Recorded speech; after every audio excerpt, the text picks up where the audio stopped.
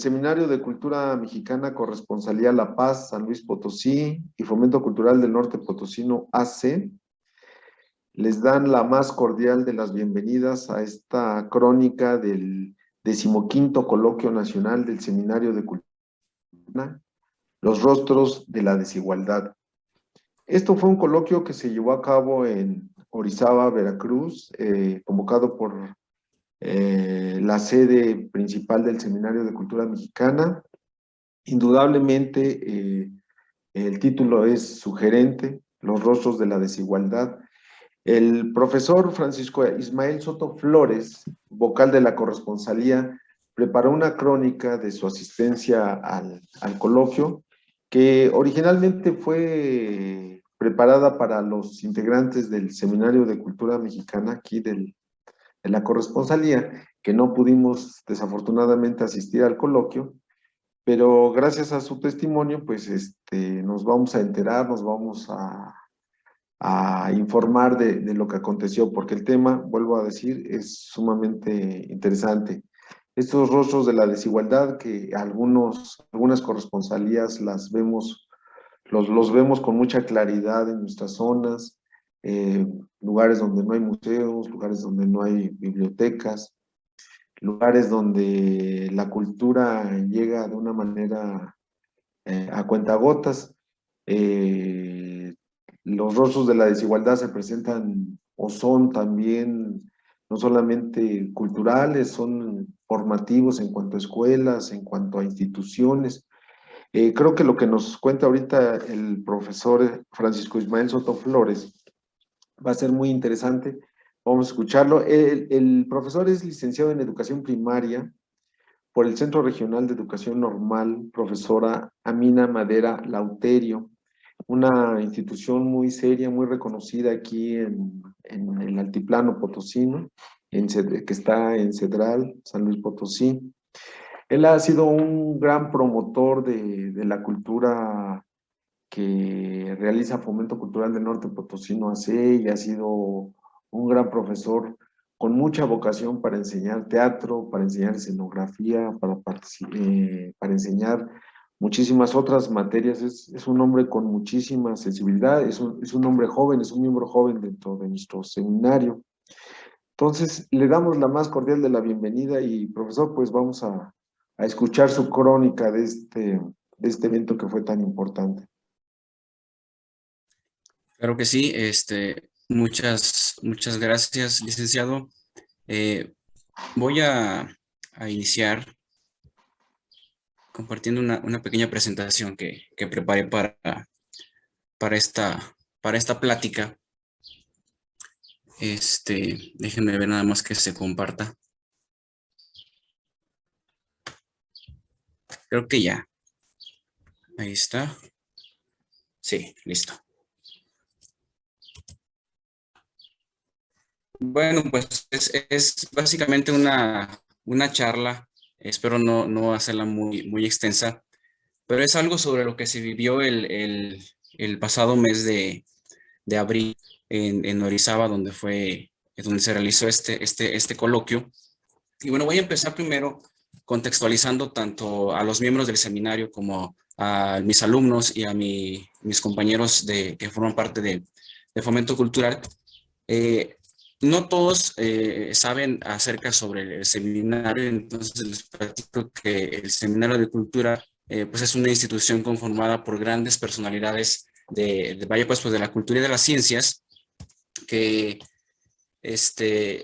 comparten sus conocimientos en distintos estados de la República Mexicana a través de conferencias, a través de conversatorios, como es el que estábamos haciendo ahorita, exposiciones y talleres. Y bueno, para los miembros del Seminario de Cultura, les platico algo sobre lo que hacemos aquí en Fomento Cultural. Somos una célula comunitaria que compartimos el mismo objetivo que ustedes, ¿no? Pues llevar la cultura, bueno, nosotros trabajamos un poquito más allá de la cultura, llevamos también el deporte, las artes y sobre todo la cultura de la salud.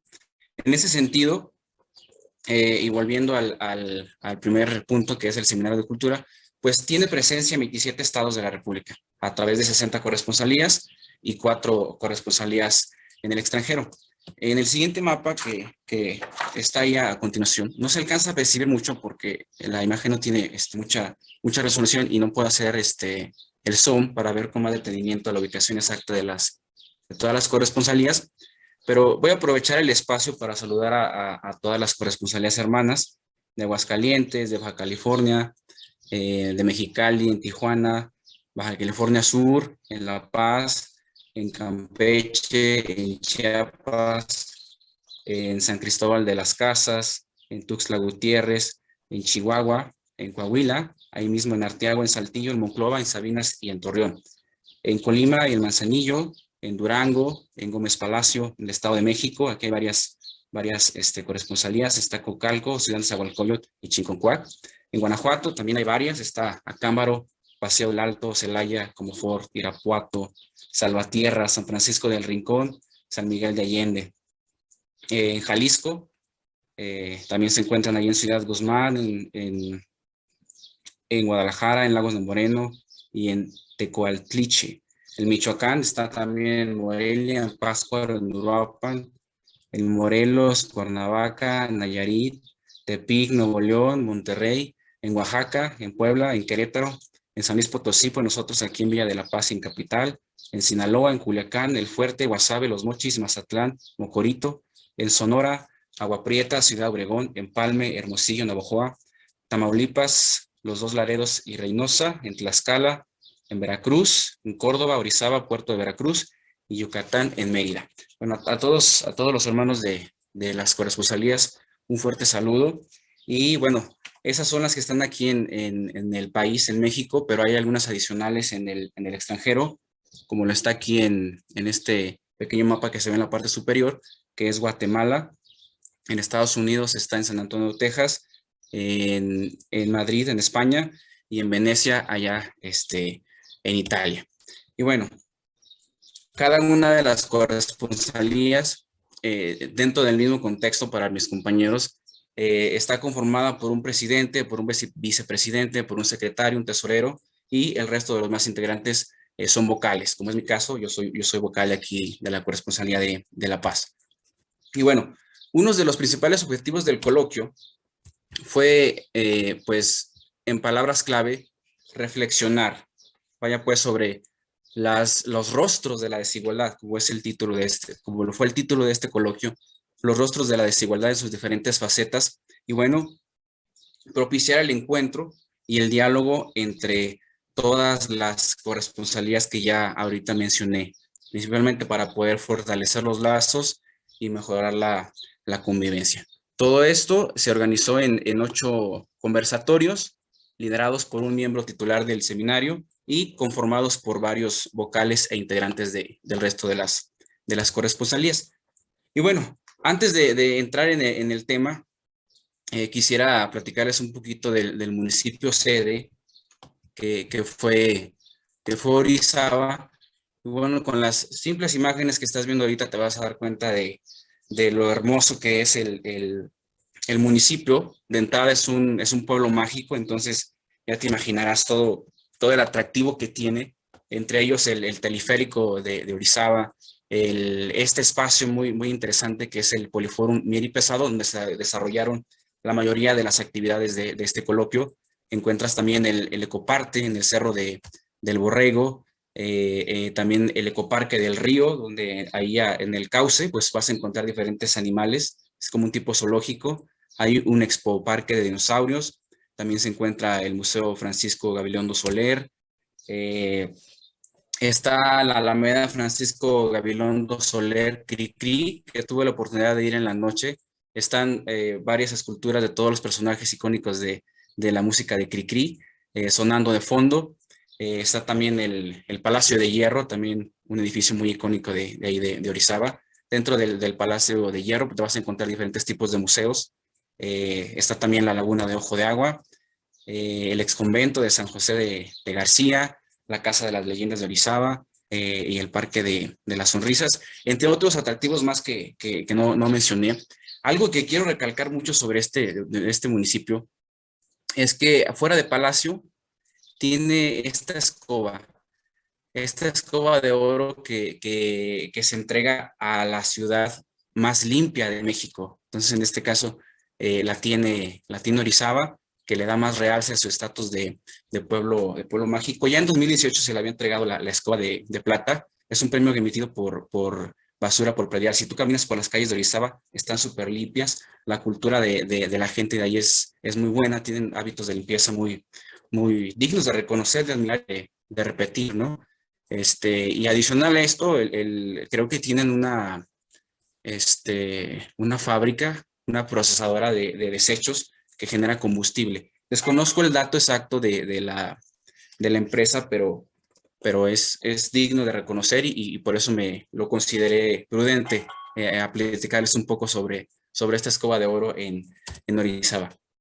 Y bueno, entrando ahora sí sobre el tema, uno de los principales espacios fue el que les mencioné ahorita, que es el Poliforum Miri Pesado, un edificio muy antiguo que en palabras del expresidente municipal nos comentaba que no tiene mucho tiempo que fue remodelado y abierto al público, porque era si mal no recuerdo, era un asilo que cuando dejó de funcionar estuvo a punto de ser demolido y iban a ser, creo que, un centro comercial. Entonces, afortunadamente, se llevó los acuerdos necesarios, se rescató, se remodeló, bueno, más que nada la parte de las áreas verdes y se abrió al público. Entonces, es un edificio muy hermoso. Con la pura fachada te puedes dar cuenta y entrando, bueno, ¿qué le cuento?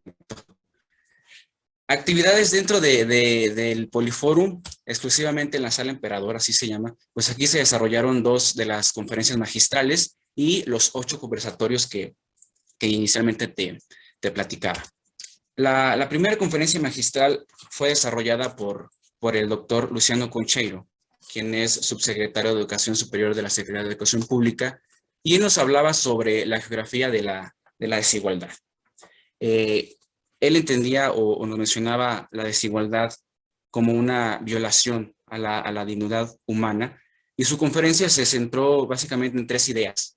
La primera, sobre una distribución general hace mención de este término que es la multidimensionalidad de la desigualdad, entendida como la multidimensionalidad, como las muchas categorías en que vamos a encontrar este término tan complejo que es la desigualdad. El punto número 2, él nos habla sobre el papel del espacio geográfico como determinante de las desigualdades.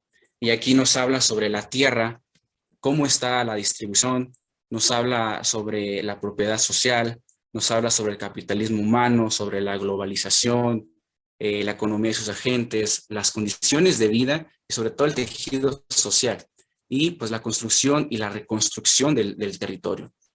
En grandes rasgos, esos son los 2 principales puntos que el doctor Luciano Concheiro trata. Y cierra con el punto número 3, que es la política de la educación superior para atender estas desigualdades. ¿Qué es lo que está haciendo actualmente el gobierno para atender estas desigualdades que él nos menciona? De entrada nos dice que inicialmente 19 entidades federativas del país pues estaban por debajo de la media nacional en cobertura de educación superior. Y nos menciona que actualmente en los últimos 2 ciclos, pues el porcentaje pasó del 21.5% al 42%, lo cual considera un aumento significativo en la mayoría de los estados. Y hace énfasis en los esfuerzos que se está haciendo en el actual gobierno para disminuir las desigualdades. Nos habla sobre una política que están siguiendo, una política de internacionalización solidaria de la educación. Y se refiere a la creación de circuitos de movilidad académica que se ofertan a los estudiantes. Nos habla de nuevas creaciones de instituciones de educación superior. Y algo interesante, que no solamente son espacios nuevos, sino que atienden a una rama en específico, que son los grupos étnicos y los grupos migrantes. Habla también de un aforo a las universidades y la creación de universidades interculturales. En grandes rasgos, esto fue lo que nos platicó el doctor Luciano sobre la geografía de la desigualdad. Una la segunda conferencia más bien, que se desarrolló en la Sala Emperador en el Poliforum, fue a cargo de la doctora Clara Husman, que también es miembro emérito del seminario, y nos habla de los retrocesos en el camino hacia la igualdad sustantiva de las mujeres. Fue, creo que, una conferencia que abarcó muchos temas, ¿no? Muy interesantes. Ella se refiere a la desigualdad, cómo desde los tiempos de los hombres se ha manejado como que el hombre es superior a las mujeres, y te lo platica desde la antigüedad, desde los dioses, desde cómo se ha concebido siempre a la mujer como sinónimo de reproducción y de maternidad. Habla del patriarcado, de cómo se refiere básicamente a que es una subordinación o una invisibilización de las mujeres. A eso es lo que se refiere ella. Y cómo el género hombre-mujer se aprende, se educa, se cambia y se manipula. Ella se hace preguntas sobre cómo, dónde está la matriz que origina esta persistencia de las brechas, que marcan estas diferencias. Y dice, ¿por qué el feminismo nos habla de 4 olas cuando se refiere a la historia de la lucha de las mujeres? Y aquí nos habla de estas 4 olas. Voy a tratar de resumirlas lo más rápido posible. La primera ola que ella menciona data de 1789 aproximadamente, cuando las mujeres van a luchar por los derechos a la igualdad, a la libertad, a la educación y a los derechos políticos. La segunda ola data de a mediados del siglo XIX y finales de la Segunda Guerra Mundial. Aquí estamos hablando ya de una lucha por derechos civiles de la mujer. ¿Sí? Derechos civiles, te hablo del derecho al trabajo, a la igualdad laboral y sobre todo a la educación, porque pues antes la mujer no tenía acceso a ir a la escuela. Y la tercera ola nos menciona ella que se desarrolla durante la segunda mitad del siglo XX, y aquí se maneja el no al estereotipo sexual de la mujer, a la violencia contra la mujer y a los feminismos. Aquí ya hay un acceso al poder, las mujeres ya pueden asumir cargos públicos, se lucha por un tema que hasta la actualidad sigue siendo muy polémico, que es el aborto. Se habla ya de poder divorciarse y de que existan ya no solamente el derecho a la educación, sino que ahora exista una escuela mixta, porque antes o era la escuela de hombres o era la escuela de mujeres. Ya se empieza a manejar el término de escuelas mixtas, pero dice que a pesar de todos estos alcances, sigue habiendo violencia de género, sigue habiendo un maltrato hacia la mujer, una exclusión, sigue habiendo pobreza y sobre todo la existencia de las brechas salariales. Y por último nos maneja la cuarta ola, que es a finales del siglo XX hasta la actualidad. Y aquí vamos a encontrar lo que es el activismo social en Internet, la oposición a la violencia machista, al ciberfeminismo. Y bueno, nos menciona, bueno, yo desde mi punto de vista de lo que entendí el mensaje de la doctora Clara, es como a pesar de todos esos logros que se han alcanzado, la mujer sigue padeciendo hasta la actualidad, ¿no? Nos encontramos en un momento en la historia de la humanidad y sobre todo de las mujeres, donde sigue habiendo explotación de mujeres, donde sigue habiendo el acoso sexual hacia ellas, donde sigue habiendo abuso laboral, donde sigue habiendo trata de personas, donde sigue habiendo los feminicidios, las desapariciones, los secuestros y la violencia.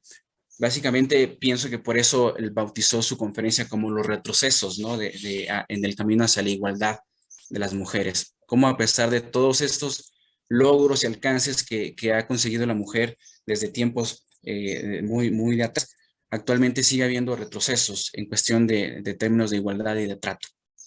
Eso es lo que el mensaje que la doctora Claudia la doctora Clara, perdón, nos menciona en su conferencia. Otro de los acontecimientos dentro de este Poliforum, pues fueron los conversatorios. Y podría ayudarte una reseña de cada uno de ellos, pero me llevaría mucho tiempo.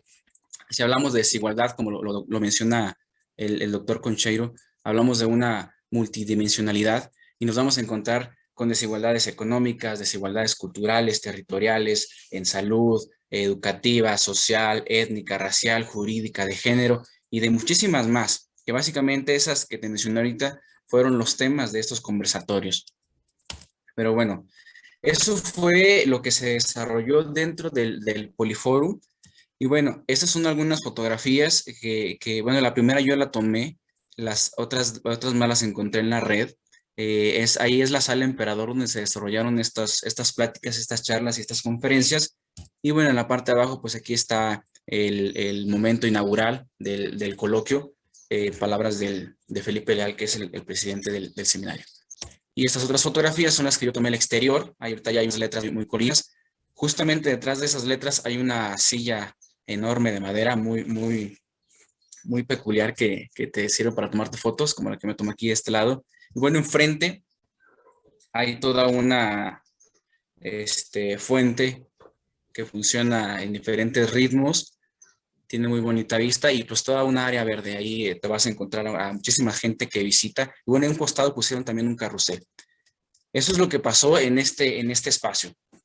Vamos ahora a otro suceso donde nos transportaron de Orizaba a un municipio pegadito prácticamente, a unos escasos 10 minutos, 10 o 15 más o menos, que es la ex fábrica de Río Blanco. Una conferencia en este espacio que tiene y que fue sede de uno de los hechos históricos más importantes, ¿no? En cuestión de la lucha de derechos, que es Río Blanco, bautizada la conferencia como Río Blanco en la Revolución Mexicana, a cargo del doctor Javier García Diego, quien también es miembro titular del Seminario de Cultura. Esto es muy interesante, a mí me fascinó mucho esta parte de la historia. Él nos habla, primero nos contextualiza qué es lo que había antes y qué fue lo que desarrolló este proceso. Nos habla sobre un grupo de personas que son los barcelonets que incursionan en el ámbito textil en el Valle de Orizaba. Dice que lo hacen por diferentes factores. De entrada, porque tenían agua, había una planta hidroeléctrica, había ferrocarril, había una buena ubicación geográfica, había cercas de zonas de consumo, o sea, hablamos del mercado, y pues tenían cerquita también el puerto de Veracruz. Surge después una compañía industrial de Orizaba que la llamaron La Sidosa en el año de 1889. 15 años atrás del conflicto, hablamos de una compañía industrial con diferentes fábricas, una de ellas Río Blanco, que eran fábricas de primer nivel, que llegaron a considerarse hasta las más grandes del país. ¿Qué tipo de trabajadores encontrábamos ahí? Bueno, eran trabajadores inmigrantes, venían de zonas aledañas, o sea, de lugares cerquitas, generalmente con antecesores de artesanos y de obreros. Había una condición laboral, mencionaba el estancamiento de sueldos a partir de 1900, nos mencionaba sobre una disciplina laboral muy rígida, hablaba de descuentos a los obreros por daños a las maquinarias, por daños a las telas, súmale a eso que les rentaban cuartos con luz y pues eso les generaba un líquido al sueldo pues mínimo. Aunado más a eso, existían las famosas tiendas de raya que hubo como un momento de risa porque dicen que todavía hasta la actualidad siguen. Ahorita las puedes encontrar con el nombre de Coppel o como de Electra, que te lo fía todo a pagos chiquitos, pero pues nunca acabas. Eso eran las tiendas de raya de antes. Y esto va a generar el poco sueldo y el trato rígido, que los obreros empiecen a generar conflictos y empiecen a hacer demandas. Demandas a empresarios que de entrada pedían permisos para visita, porque como vivían todos juntos no se les permitía las visitas. Había que negociar los reglamentos, que no fueran tan rígidos, exigían mejores salarios y pues que principalmente no pagar las composturas de las fábricas, porque bien o mal pues se desgastan con el uso y pues tenían que pagarlos ellos. Y bueno, a partir de esas exigencias van a cerrar las fábricas para no pagarles. Los obreros piden la interferencia del entonces presidente Porfirio Díaz, y los de las industrias pues dicen, no te metas, pero ellos sí querían. Va a llegar un 24 de diciembre, las fábricas se cierran completamente. Te vas a encontrar a obreros que quedan sin dinero, no hay ingresos, y una comisión de obreros se va directamente a reunir con el presidente Porfirio Díaz. Llega el 31 de diciembre y los industriales por fin aceptan estas demandas que exigían los obreros. Todavía no regresan a trabajar.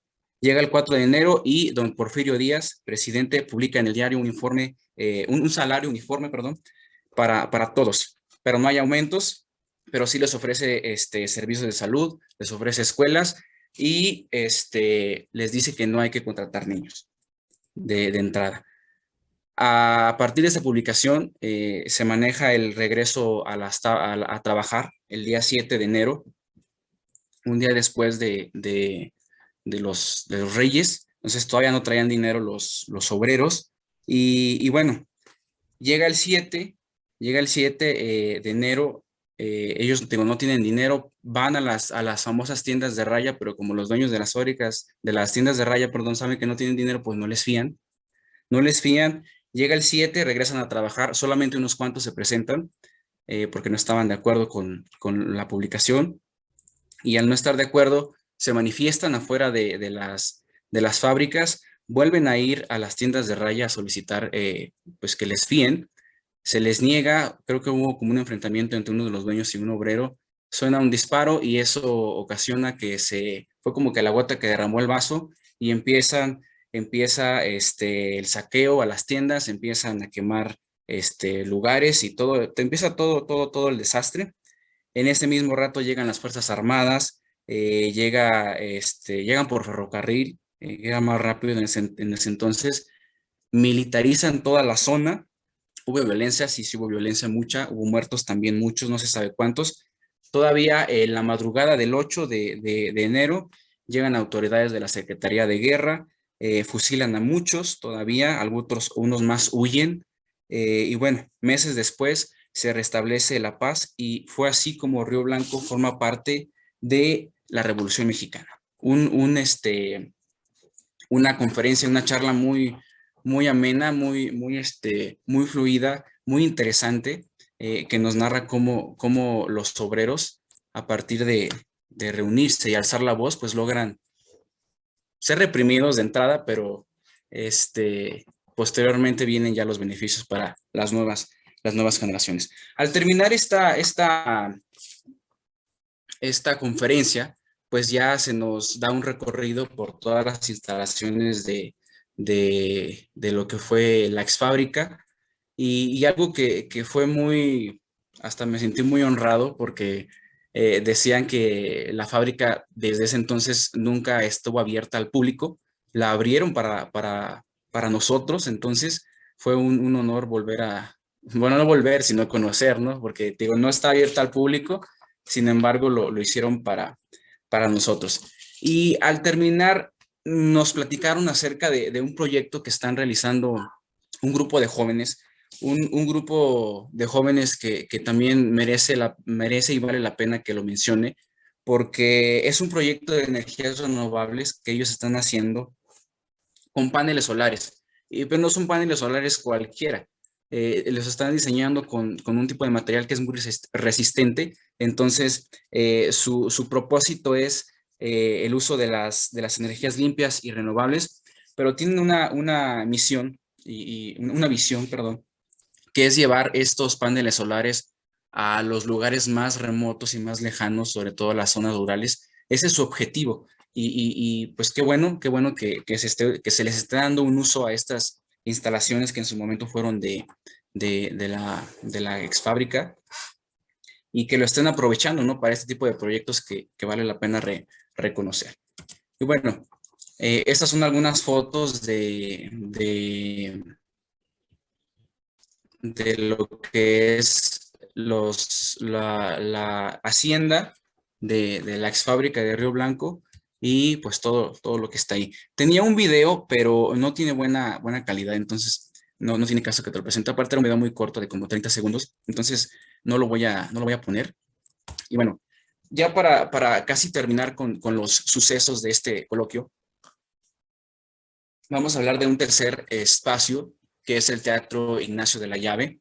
Este es el interior del teatro, aquí están la mayoría de los miembros. Y bueno, aquí se desarrollaron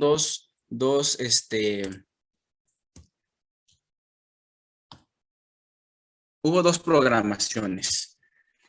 La primera fue la proyección de una cinta de cine mudo que se llama El Puño de Hierro, una película muralista del entonces presidente Plutarco Elías Calles. Hubo un texto inicial realizado por el señor Aurelio de los Reyes. Desde el punto de vista del cinematógrafo, la cinta apoyaba el combate a las enfermedades veneras, a las drogas, la tuberculosis, el alcoholismo y los parásitos. Te digo, fue una cinta de cine mudo, pero algo interesante es que fue musicalizada en vivo por, por el maestro, el pianista José María Serralde. Verdaderamente impresionante la habilidad que tiene para tocar el piano. Y bueno, eso fue el primer acontecimiento que sucedió dentro del teatro. Y el concierto previo a la clausura del coloquio, a cargo del señor Carlos Prieto, quien también es miembro titular del seminario. Y bueno, Carlos Prieto nos hace antes del concierto una reseña histórica sobre el instrumento que él toca. Y recapitulando la información, nos habla que el instrumento data desde el año de 1720, o sea, antiguísimo. Y nos hace toda una narrativa de cómo se diseñó el instrumento y cómo toda la parte histórica del proceso que llevó a que él lo tuviera, ¿no? Lo bautizó con el nombre de Chelo y actualmente tiene 43 años. Nos habla de todas las aventuras que ha pasado con su instrumento. Y pues cierra después de su plática, pues con un concierto en vivo. Al finalizar este último, el concierto de cierre, pues se lleva a la ceremonia de clausura.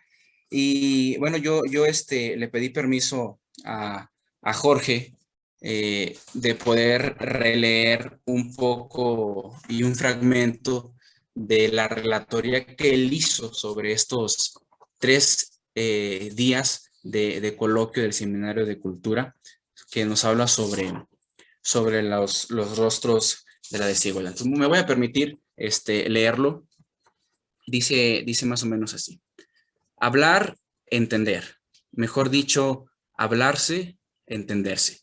Es justo lo que ha sucedido en este 15º Coloquio Nacional, Los Rostros de la Desigualdad, del Seminario de Cultura Mexicana, octogenaria institución postrevolucionaria que causa admiración y maravilla por todo el país y más allá gracias a sus laboriosas corresponsalías.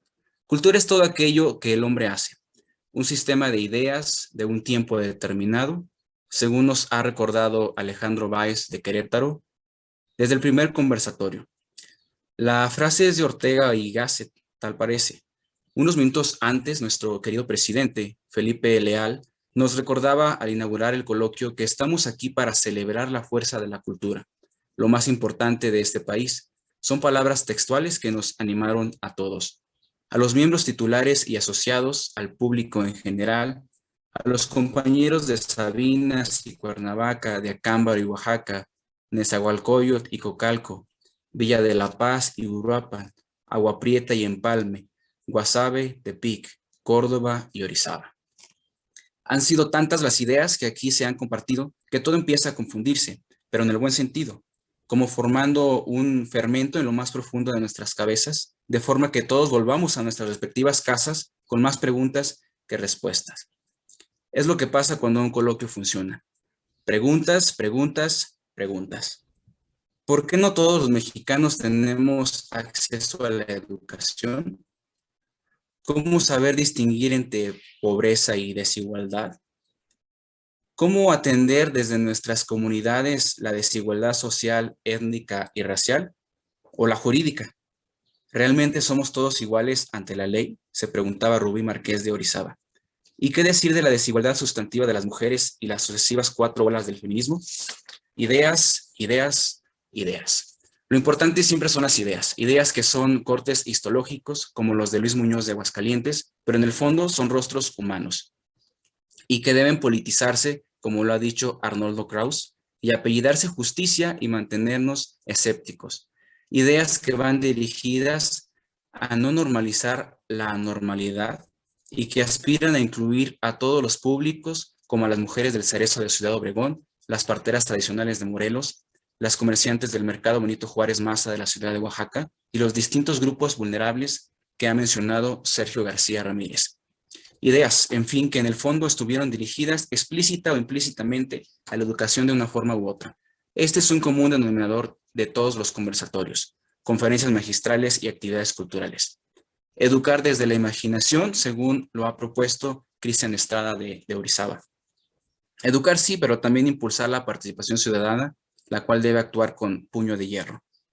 Asimismo, se ha insistido en legislar y en la sana cooperación entre gobierno y ciudadanos desde una gobernanza multidisciplinar, múltiple, diversa,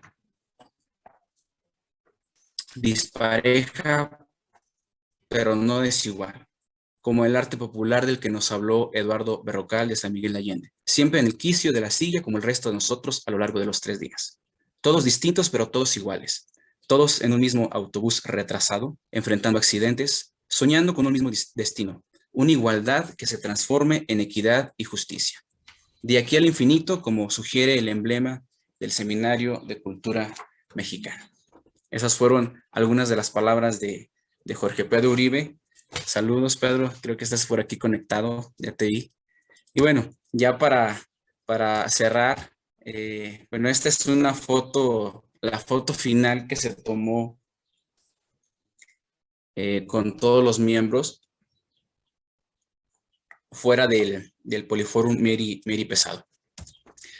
Voy a concluir con 3 puntos referentes al coloquio. El primero, generar las condiciones para un cambio a favor de la desigualdad. Yo creo que es responsabilidad de todos. Como sociedad, pues nos traería un gran progreso. Merecemos el mismo respeto, los mismos derechos y la misma igualdad de oportunidades. 2, que la edad y la ideología nunca, pero nunca sea motivo para faltarnos al respeto. Y 3, en la lucha por erradicar la multidimensionalidad de la desigualdad, como nos lo mencionaba el doctor en su primera conferencia, y las injusticias, siempre, pero siempre va a ser necesario alzar la voz, tal y como lo hicieron los obreros de la ex fábrica de Río Blanco. Y una última conclusión, fuera del tema de la desigualdad, creo que ha funcionado mucho los objetivos que se planteó el coloquio, porque el diálogo entre pares pues nos permite el intercambio de conocimientos e ideas entre miembros de las corresponsalías. Tan así que yo pude hacer vínculo, cambiar contactos con muchos de los miembros de las distintas corresponsalías y estamos en pláticas ahorita con Norma de Baja California. Estamos planeando un encuentro, ya hasta lo bautizamos como de La Paz a La Paz, de Villa de La Paz, San Luis Potosí a La Paz, Baja California. También estamos en pláticas con Uriel de Oaxaca, con los de Pátzcuaro y podría seguir con más, pero con los que tengo ahorita presentes son con ellos. Y bueno, ya para terminar, pues a mis compañeros de fomento, a mis alumnos, pues los invito a seguir las páginas oficiales del Seminario de Cultura. Aquí está el Facebook, el Twitter, el Instagram y la página de YouTube. Y bueno, ahora los del seminario, pues los invito a que nos sigan a nosotros, a Fomento Cultural. Estamos en Facebook con el mismo nombre e igualmente en YouTube. Entonces, de mi parte ha sido todo. Espero les haya gustado esta plática sobre lo sucedido en Orizaba, en este coloquio nacional, el Seminario de Cultura, los rostros de la desigualdad. Pues pasa una excelente tarde y pues he sido todo de mi parte. Bueno, a nombre de la Corresponsalía La Paz del Seminario de Cultura Mexicana, pues, profesor Francisco Ismael Soto Flores, muchas gracias. La plática ha sido muy nutritiva, ha sido enriquecedora. Indudablemente que este tipo de actividades son las que enriquecen el diálogo y nos llevan hacia un mundo de mayor equidad y mayor justicia. El diálogo, la exposición de ideas es algo que siempre ha practicado el Seminario de Cultura Mexicana. Esa es su misión a través de sus misioneros, así se les conoce. Y bueno, lo que nos ha contado ahora en esta crónica, pues nos dice que el seminario está preocupado realmente por atender esta desigualdad tan generalizada en un país tan complejo como es México. Pero bueno, desde nuestros respectivos campos de trabajo, desde nuestra posición social, pues debemos de hacer un esfuerzo, debemos de apoyar. Agradecemos muchísimo tu crónica, tu participación. Y bueno, pues hay que seguir impulsando todas las actividades del Seminario de Cultura Mexicana y la participación con esta fraternidad que tiene con Fomento Cultural del Norte Potosino AC. Te damos las gracias, Francisco Ismael, y esperemos seguir trabajando todos juntos en esta labor tan bonita que es la difusión de la cultura. Muchísimas gracias.